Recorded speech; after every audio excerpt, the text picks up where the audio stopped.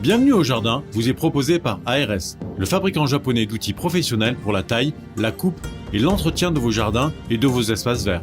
Vous avez besoin d'un avis, d'un conseil? Consultez-nous sur notre site www.ars-france.fr.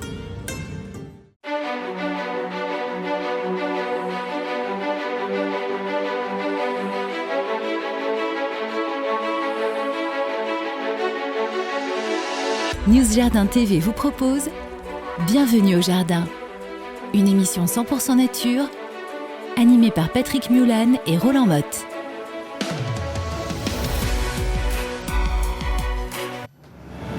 Patrick, Roland, racontez-moi une histoire de plante, de jardin ou de jardinier. Eh bien là, nous allons pénétrer au cœur même du système de base vital de la plante, à savoir les racines dont nous vous avions déjà parlé précédemment, mais là, nous allons vous raconter ce qui se passe dans une symbiose absolument extraordinaire, dont on parle beaucoup maintenant, c'est pour ça qu'on voulait quand même mettre un peu les choses au point là-dessus, qui s'appelle les mycorhizes. Alors déjà, c'est quoi une mycorhize ? On va dire que c'est des échanges, c'est des petits champignons qui vont échanger avec les racines des plantes et qui vont s'apporter mutuellement différentes choses. Voilà, j'ai compris comme ça. Oui, alors il a compris d'une façon extrêmement simplifiée, qui n'est pas fausse. Ça va beaucoup plus loin. Parce que ce n'est pas simplement deux copains qui s'échangent des choses, ce sont des êtres symbiotiques. C'est-à-dire que le champignon mycorhizien va pénétrer à l'intérieur même de la racine et va, on va dire, se marier avec le métabolisme de la racine pour pouvoir à la fois, lui, bénéficier d'éléments nutritifs qui lui seront fournis sous forme synthétisée par les feuilles de la plante. On a déjà fait une émission sur les champignons. Le champignon n'est pas capable de se nourrir tout seul, contrairement à la plante. Donc il va profiter de ça. Et en échange, il va permettre à la plante de favoriser son développement au niveau racinaire. Déjà, la surface qui va se développer au niveau du champignon va augmenter considérablement les possibilités exploratoires de la plante au niveau du sol et va lui permettre aussi de résister à des conditions écologiques plus difficiles, notamment à la sécheresse, et peut-être aussi avoir une meilleure résistance aux maladies. Alors, attention, ce que l'on dit là, c'est encore même plus complexe que ce que je viens de raconter, parce que cette association symbiotique entraîne une modification de la racine. C'est-à-dire que la mycorhize est vraiment la fusion de la racine et du champignon. Ah oui, mais alors c'est bien ou c'est mal pour la plante ? Ah, c'est indispensable. Il y a des plantes qui ne peuvent pas vivre sans mycorhize.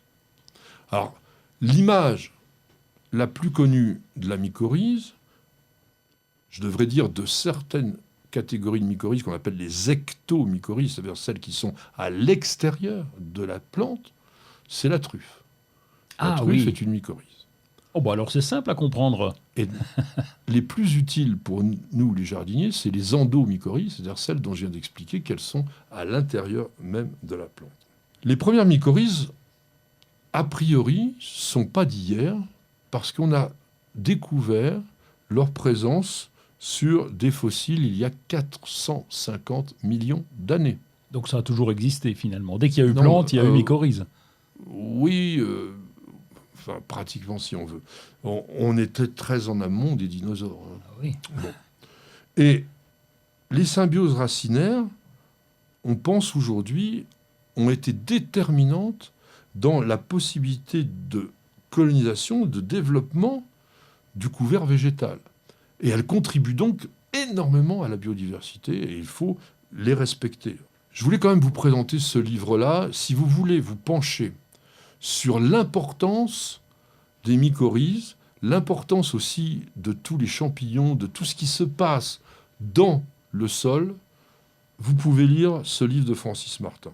C'est un véritable spécialiste de la forêt et il décrit, et ça, si vous voulez une seule notion, c'est formidable comme phrase, c'est un immense Internet formé de plusieurs dizaines de champignons symbiotiques.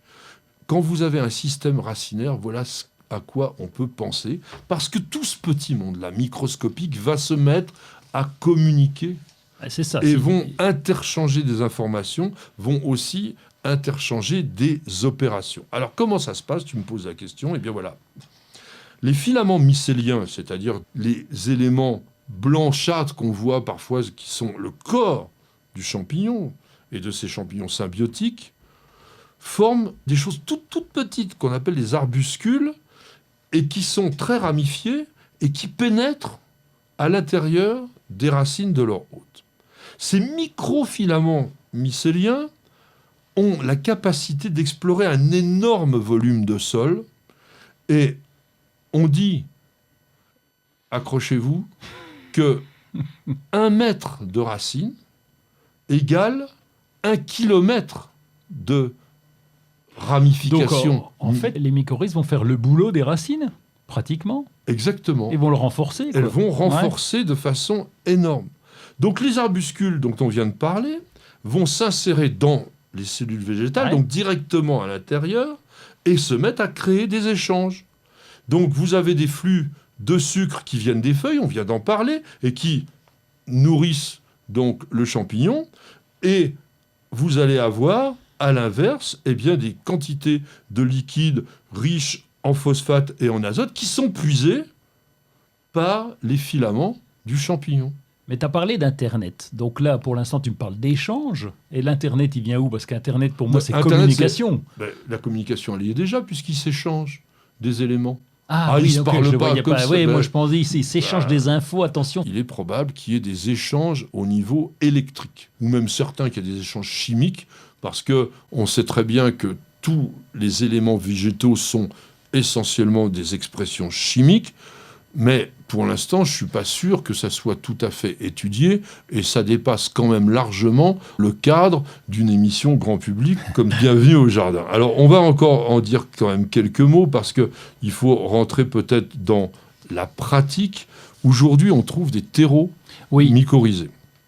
Alors, ça sera toujours très bien, mais je suis persuadé que si vous travaillez correctement votre sol, notamment comme le fait Roland, vous apportez beaucoup de matière organique, vous faites en sorte qu'il n'y ait pas de compactage, parce que si vous êtes dans un sol qui est complètement étouffant, les mycorhizes ne vont pas se former. Il faut quand même que ça soit dans des éléments viables. Donc plus votre sol va être vivant, plus votre sol va être souple, aéré, légèrement humide, etc., et mieux ça va fonctionner, parce que c'est naturel. La mycorhize, je rappelle, c'est pas une inoculation que l'on fait artificiellement, ça existe dans la nature. Alors après, ce que l'on vous met dans le commerce, c'est a priori des éléments mycorhiziens qui vont permettre la symbiose. Bon, t'es en train de me dire que si j'achète un terreau mycorhizé, que je plante mon fruitier, il va être plus beau que celui d'à côté. Alors est-ce qu'il va être plus beau ? Je ne sais pas. Il y a des chances qu'il vive plus longtemps. Il y a des chances qu'il résiste mieux à certaines conditions difficiles, notamment à la sécheresse, parce que, encore une fois, ce réseau qui va très très loin dans le sol, qui explore tous les plus petits endroits du sol, va pouvoir pomper tout ce qu'il faut au bon endroit. Normalement, il est possible aussi que quand tu mettras des engrais, eh bien ça optimise l'assimilation, parce que ils sont là pour pomper plus facilement aussi. Après, est-ce qu'on aura une meilleure reprise à la plantation ? Certains le disent. On sait que le mycélium diffuse des substances antibiotiques qui seraient capables de désintoxiquer un petit peu le substrat du sol autour des radicelles. Donc c'est des choses sur des maladies qui peuvent être graves et qu'on ne sait pas soigner, et peut-être que ça suffira pour aujourd'hui de vous donner des informations sur ces mycorhizes qui restent mystérieuses mais qui sont absolument passionnantes. Et donc, encore une fois, lisez ce bouquin, vous allez voir. Moi, j'ai passé des moments merveilleux. C'est pas très facile. C'est pas le truc de chevet. Vaut mieux le lire dans la journée. Mais franchement, c'est quand même très très bien. Et ça sera là-dessus qu'on va se quitter. J'espère que vous avez passé un très bon moment avec nous. On a eu beaucoup de plaisir à vous préparer, à vous mettre cette émission en ligne.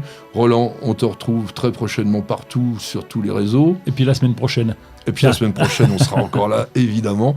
On embrasse les jardinières, ma petite jardinière, ma petite perle. On fait un grand coucou et un grand merci à Monsieur Miguel qui nous a fait toutes ces belles images. Et puis aussi à Stéphane qui vous permet d'avoir un son absolument professionnel. Merci à tous et à bientôt sur News Jardin TV. Et bienvenue au jardin.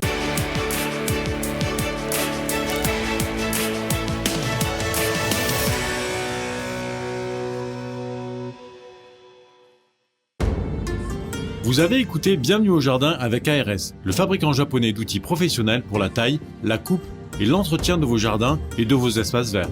Vous avez besoin d'un avis, d'un conseil? Consultez-nous sur notre site www.ars-france.fr.